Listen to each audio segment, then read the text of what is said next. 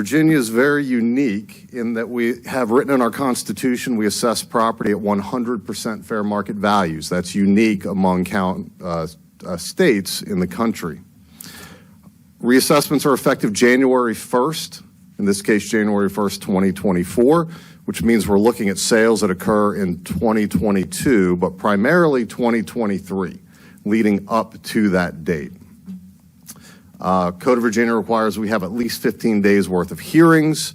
We try not to turn anybody away. We want folks to feel comfortable with what we did. So we welcome folks to come in even after the hearings close. How serious is the General Assembly about us assessing property accurately? They're very seriously. If we fall below 70%, they can cut off certain state funding streams. We typically average 92% of market value, and we do that for a reason. We don't want to be over-assessing a large percentage of our county. So statistically, if we're at 92%, then that means most properties are falling in a range between 100 and 86%. So 92 is our target, and that's where we came in this time. That ratio is also tied to State Corporation Commission revenues. Those are Columbia Gas, CSX. The large state corporation properties are assessed by the state. We apply our tax rate, and then we get the same ratio that we're taxing our homeowners at. It's very important that we're equitable. If there are large inequities that occur between neighborhoods or classes of property, either the Board of Equalization or the Circuit Court could throw out the entire reassessment, and that has happened recently to a local jurisdiction. We never want to be in that position. So if the reassessment doesn't generate more revenue, then why do we do it? It is our responsibility to fairly distribute the tax burden. Since it is a property tax, the burden that each individual taxpayer pays is based upon the value of their property, and that can change from year to year. Some years, some neighborhoods are more desirable than others. Some classes of property are more desirable than others. We just redistribute that based upon what the real estate market is telling us, and then they pay a different percentage of the tax burden that you all create. Okay, now I'm going to hand it over to Mr. Stevenson to get more detailed into the numbers. As Scott said, I'm Bart Stevenson. I'm the county assessor in the Commissioner of Revenue's office. My staff and I, we're responsible for crunching all these numbers and producing these assessments that everybody loves so much. This slide you're looking at gives you an overall breakdown of particular property types within the county. As you can see, residential went up about 13%. What we're seeing in our office is there's low inventory still on the market. There's not a lot for sale.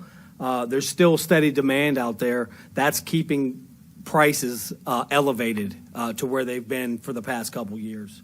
The commercial segment, if you look at, went up 23%, and it actually outpaced the residential for the first time and as long as I can remember, Scott. Part of what goes into that is there's been an increase in demand for industrial properties. Industrial land has increased.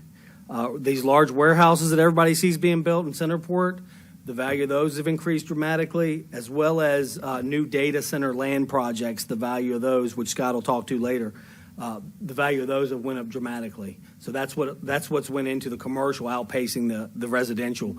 Residential is still the driver behind the county because it's such a large percentage. However, the commercial has really had an increase this time around.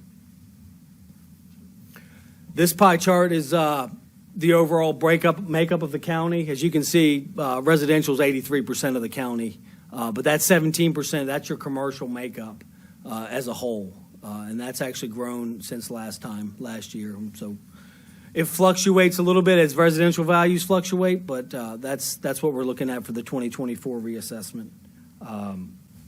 This is the first time that the county's actually been valued in excess of $27 billion ever in the history of the county, the entire county. And then just to give you guys some detail in the reassessment timeline, our appraisers considered all the sales in every neighborhood and every sale in this county all the way through the end of 2023. That's how we arrived at our assessed values. The notices were just mailed last Thursday, the 15th. I know some people got them Saturday because we already got calls today. Most will probably be arriving in mailboxes this afternoon or tomorrow. If you have anybody with concerns, please, our appraisers are standing by. We're accepting appeals now. So at the bottom of the notice, if you'll read it, it has instructions for appealing. It has our number, it has our website. There's several options. You can call and either talk to an appraiser and you can discuss it on the phone. You can make an appointment and come in, discuss it with the appraiser. You can also go online. If you go through our website, there's a banner there to click on.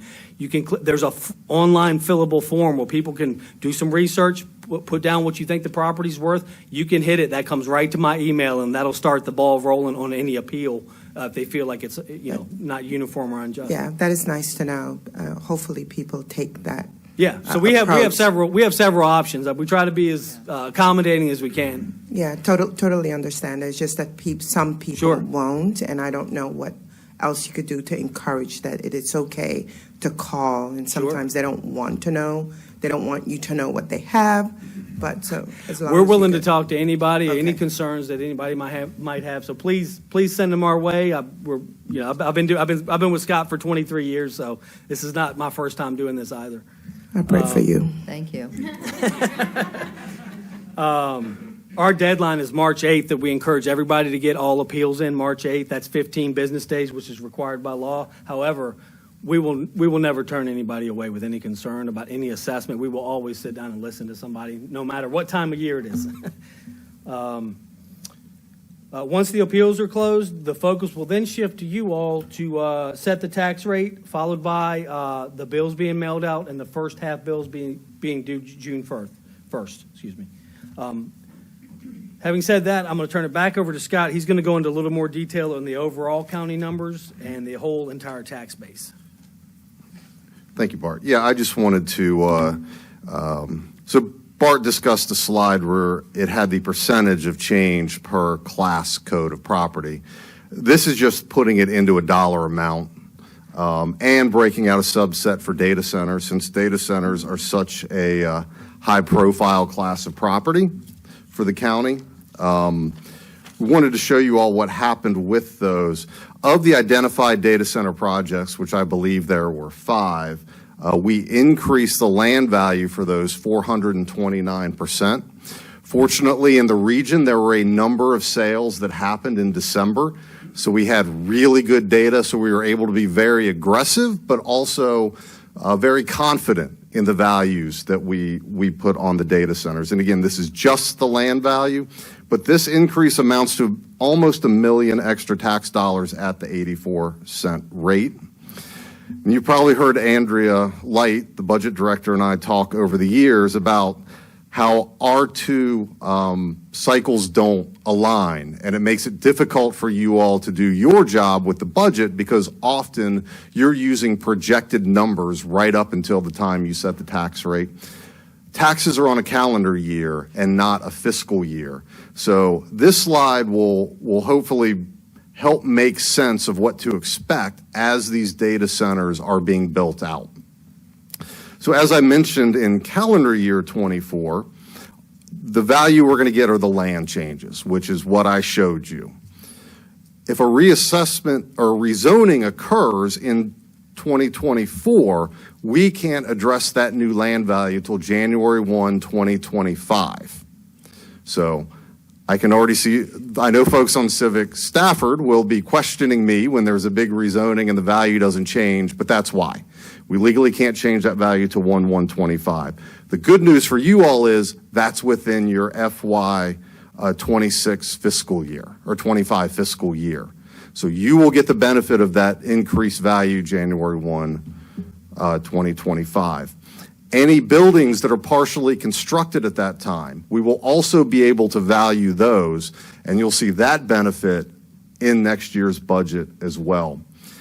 We think, based upon our conversations, that the real benefit to the county in terms of tax revenue will come January 1, 2026. At At that point, you should have a number of rezonings done, and we're hoping you have buildings complete and full of computer equipment.